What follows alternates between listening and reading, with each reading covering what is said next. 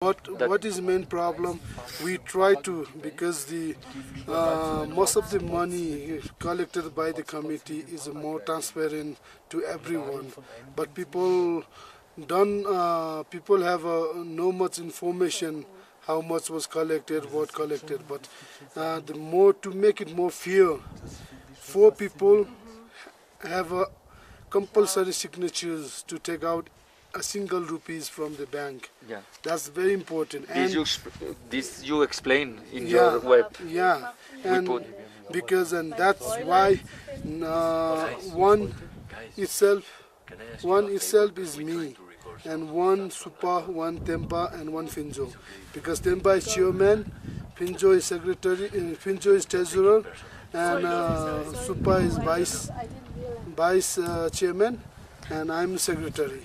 Yeah. You know, without these 4 people together signature, you can't take out single money. Yeah. And without having all people, whole committee meeting and my meeting, and without that, you can't take the money. So the money is always in a safe hand. And all the time for take some money, you need to decide where and how it's going. Yes. And I'm there, you know. I'm working there for the beginning. After the Avalanche, I worked here also. I helped people like Sumjo, this Tsiring Dorje, Karchum daughter. All I fought for them for getting helicopters to Kathmandu after 3 days. You know, every helicopter was come to pick up the people. Yeah.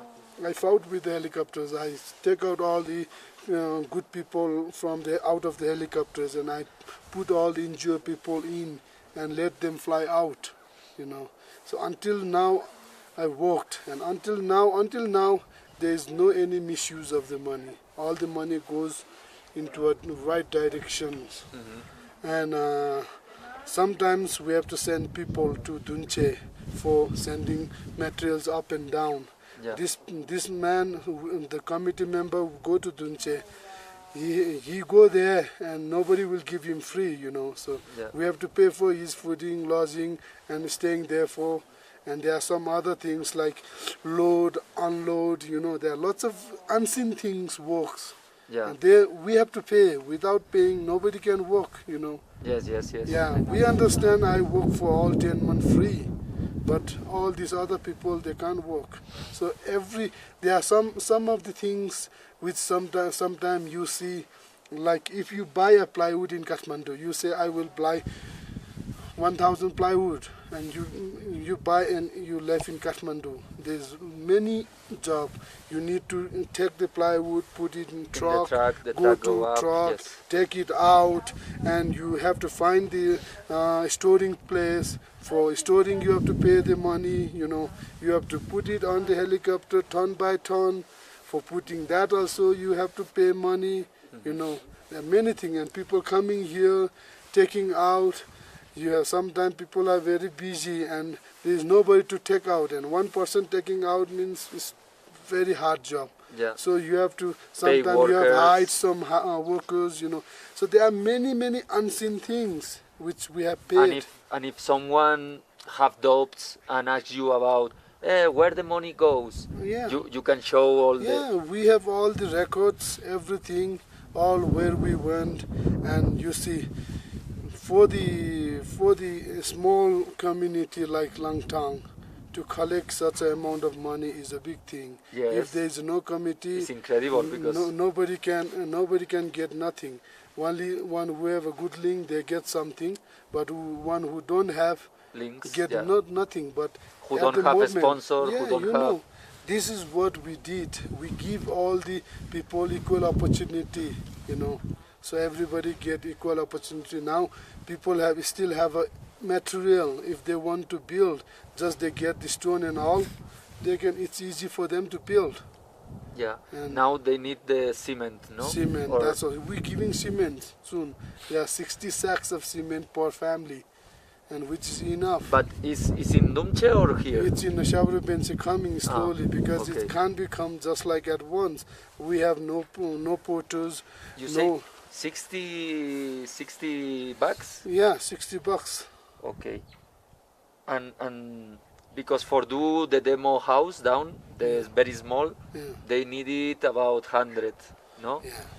They say. You know, it's always 60, 70, 80% to 20%. Some portions family has to put as well sometimes, you know. I know it's a very hard, but still you have to try to find out. Otherwise, the you problem don't love is that these your families, if they don't have the house or the land and they cannot work, how they can save money for?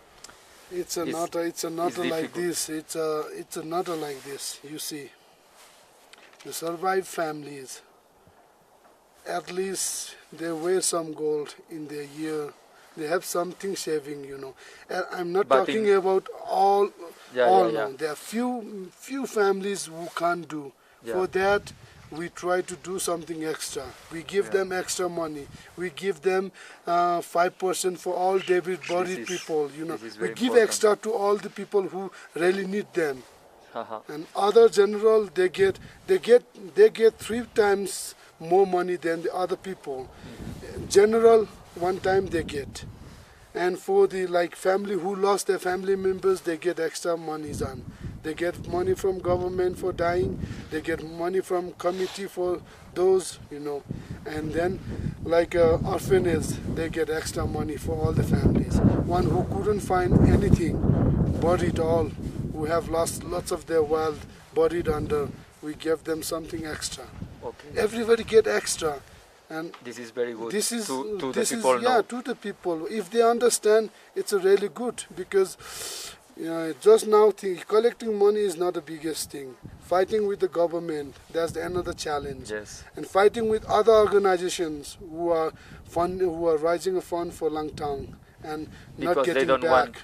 They don't getting back to Langtang, but they're funding to some other place. What happened at last with the Myanmar and the donation of the doctors of United States? Yeah, they get already. They get? Yeah. Very good. So some money they get, and some the donor said it's for the family. So we split the fund into 2 parts. One fund for their families, that's the donor said, and one for the families give it to the local people. So this is very hard job. It's not like because this, you need to go to talk with the people and say, hey, what happened here? And in my life, I have never done such a meeting where in a daytime, sometimes you have to attend more than 7 or 8 meetings, talking with different people and, sharing your stories all the time. It's very hard and painful, but still we did, because if it is for me, for myself or for my family, for me it's enough. I think I can work anywhere, I can go anywhere, I get job, it's not good life maybe, but for the small living and for just normal, very simple living, for me it's okay. I can go and work anywhere. I have a small skill, I can do my work and I can live on. But it's not only me, it's a whole Langtang people. That's what I thought always, and I worked for these people. Not only myself, I work for all. And Pasang said me the same. She cannot do the normal life in our country if she know that all the people here is suffering, or that's true. She cannot do. Yeah, that's true. That's why if my life is okay, if others, all my friends, all my villages are in a very pain, I can't live. That's why I came back. I tried to live here. Share the pain with them. This is more important than living or living for your life, because our people died. Many people died. It's not that we survive or I don't die. I die one day. Definitely, it's sooner or later. I will die. One day I definitely die. Maybe when, nobody knows. But one day I will die, and I take nothing with me. That's the one point people have to understand. When you die, you take nothing. Only whatever you have is only when you are alive. Your family, your money, your children, your everything only happens when you are alive.